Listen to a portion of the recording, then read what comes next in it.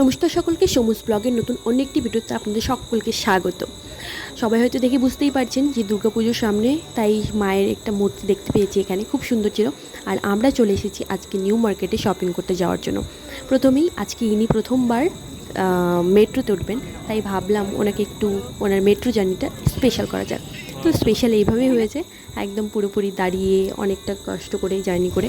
তো ওনার কাছে জিজ্ঞেস করেছিলাম যে কেমন লাগলো, বেশ ভালোই লাগলো বললো। আর মেট্রো জার্নি আমারও বেশ খুব ভালো লাগে। প্রথমেই চলে এসেছি এই সুন্দর ব্লাউজের দোকানটা দেখে ব্লাউজ নেওয়ার জন্য। বাট এত অ্যাট্রাকটিভ ছিল সমস্ত ব্লাউজগুলো, এত সুন্দর সুন্দর এতগুলো ব্লাউজ দেখে আমি পুরো কনফিউজড হয়ে গেছি। তাই ভাবলাম আগে অন্য কিছু বাজার করা যাক, তারপর না হয় ব্লাউজটা নেব। তাই সবার আগে জেন্টস ছেলেদের সেই সেকশনে গেলাম। সেখানে প্রচুর প্রচুর কালেকশন ছিল, তাই সেখান থেকে আমার কিছু ড্রেস পছন্দ হয়েছিল, বাট তার পছন্দ হয়নি। তো সেই করে একে অপরের পছন্দ মেলাতে গিয়ে দুজনেই যখন একটা ড্রেস পছন্দ করলাম, একটা শার্ট পছন্দ করলাম, তখন সেটা আমরা নিয়ে নিলাম। হ্যাঁ, এই শার্টটাই আমরা নিয়েছিলাম। ভীষণই কম দাম ছিল, মানে ভীষণই কম দাম বলতে কোয়ালিটি বেশ ভালো ছিল, খারাপ ছিল তা বলবো না, অবশ্যই ভালো ছিল। 400 টাকায় এই শার্টটা আমরা নিয়েছিলাম। 450 টাকা বলেছিল, বাট 400 টাকায় আমরা এই শার্টটা নিয়েছিলাম। তারপর চলে গেলাম আমরা প্যান্ট নেওয়ার জন্য। সেখানেও মানে খুব বেশি হাই রেঞ্জ তা কিন্তু না, কোয়ালিটি বেশ ভালোই। নিউ মার্কেটে শপিং করতে যাওয়াটা আমার প্রথম অভিজ্ঞতা এটা। তারপর একে একে চলে গেলাম লেডিস সেকশনগুলোতে, যেখানে প্রচুর প্রচুর কুর্তি কালেকশন রয়েছে, যেগুলো একদম অনবদ্য। আর মানে স্টাইলিংয়ের দিক থেকে বলো, মানে কোয়ালিটির দিক থেকে বলো, দারুণ। সত্যি বলতে নিউ মার্কেট যাওয়ার প্ল্যানটা আমার খুব একটা ছিল, মানে সেইভাবে যে ছিল তা কিন্তু নয়, হঠাৎ করেই এখানে যাওয়া।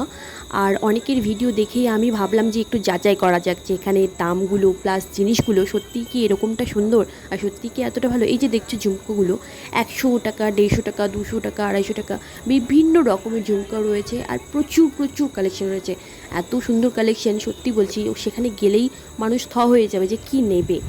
আর এখানে তো প্রচুর ব্যাগের কালেকশন ছিল, আমি সেখানে ব্যাগও কিছু নিয়েছি।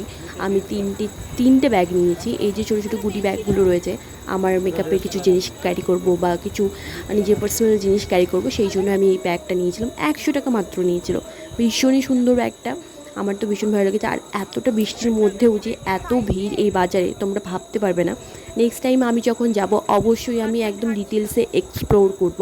বাট এই সময় এত বৃষ্টি পড়ছিল, মানে সকাল থেকে শুরু করে রাত্রি পর্যন্ত এত বৃষ্টি পড়ছিল, আমরা দুজনে পুরো হাঁপিয়ে গেছি। আর কি করে এখানে যাব সেটাও আমি বলে দিই। আমরা সোজা হচ্ছে যে কোনো মেট্রো থেকে এসপ্ল্যানেটের আমরা টিকিট করে নিয়ে সেখান থেকে এসপ্ল্যানেটে নেমে, মানে যেটা ধর্মতলা বলে, সেখানটায় নেমে একদম সামনেই মার্কেট, সবাই তোমরা বুঝতে পারবে, খুব ইজি যাওয়া। আর যদি কারো কখনো মনে হয় যে না তোমরা যেতে পারছো না বা হেল্প লাগবে, অবশ্যই তোমরা আমাকে কমেন্ট করতে পারো, অবশ্যই আমি তোমাদের পুরো ডিটেলসটা বলে দেবো। আর নিউ মার্কেটে সমস্ত রকম জিনিস পাওয়া যায়, ব্যাগ থেকে শুরু করে জুতো থেকে শুরু করে প্রচুর কালেকশন রয়েছে, প্রচুর কুর্তি কালেকশন রয়েছে, প্রচুর জেন্টসের শার্ট থেকে শুরু করে ড্রেস, জুতো, যাবতীয় যা দরকার হয় সমস্ত কিছু এখানে রয়েছে। তোমরা অবশ্যই এখানে আসতে পারো। আর এই যে আমি কোনোদিনও হাওড়া ব্রিজ দেখিনি, আমি অলওয়েজ টিভিতে দেখেছি, তো তাই আমি বরের কাছে আবদার করেছিলাম যে আমি হাওড়া ব্রিজ দেখব, আমার খুব ইচ্ছে আছে। তাই সে আমাকে হাওড়া ব্রিজ দেখাতে নিয়ে চলে এসেছে। আমাদের বাজার কমপ্লিট হয়ে গেছে, আর সেই বৃষ্টিতে ভিজতে ভিজতে, এত বৃষ্টি পড়ছিল আর এত হাওয়া হচ্ছিল কি বলবো। আর তারপরেও আমি এতটা মানে উৎফুল্ল ছিলাম যে আমি হাওড়া ব্রিজ দেখতে যাবই। ফাইনালি সে আমাকে নিয়ে গিয়ে সেখানে দেখিয়ে নিয়েছে, সেটাতে আমি অনেকটা ব্লেসড যে সে আমাকে আমার কথাটা রেখেছে, আমাকে নিয়ে গেছে সেখানে। তারপর সারাদিন ঘোরাঘুরি করার পর, অনেক বাজার করার পর আমরা চলে গেলাম কিছু খাওয়ার জন্য প্রায় সন্ধেবেলা। কারণ না খেলে পরে তো আর বাড়ি ফিরতে পারবো না, এতটা শরীর খারাপ করবে। তাই আমরা দুজনেই চলে গেলাম এখানে পাশে একটা হোটেলে খাবার খেতে। খাওয়ার একদম মানে কি বলবো, বিচ্ছিরি থেকে বিচ্ছিরি, কিন্তু কিচ্ছু করার নেই, বাইরে যেহেতু বেরিয়েছি খাবার খেতেই হবে, তাই কোনো মতো কটটা গিলে আমরা দুজনে আবার বেরিয়ে পড়লাম গল্প করতে করতে সেখান থেকে একদম আমাদের চিতপুর স্টেশনে যাওয়ার উদ্দেশ্যে। বাট সত্যি বলছি, আমাকে দেখে হয়তো অনেকে তোমরা হাসবে যে আমি হাওড়া ব্রিজ দেখিনি, বাট সত্যি কথা আমি হাওড়া ব্রিজ দেখি। আমার মতো তোমরাও কে কে কে হাওড়া ব্রিজ দেখোনি অবশ্যই কমেন্টসে বলো। আর আমার ভিডিওটি যদি ভালো লাগে অবশ্যই লাইক শেয়ার কমেন্ট করে দিও, আর ভিডিওটি দেখতে থাকো, পাশে থাকো, সঙ্গে থাকো, আর সাবস্ক্রাইব করে দিও। Thank you.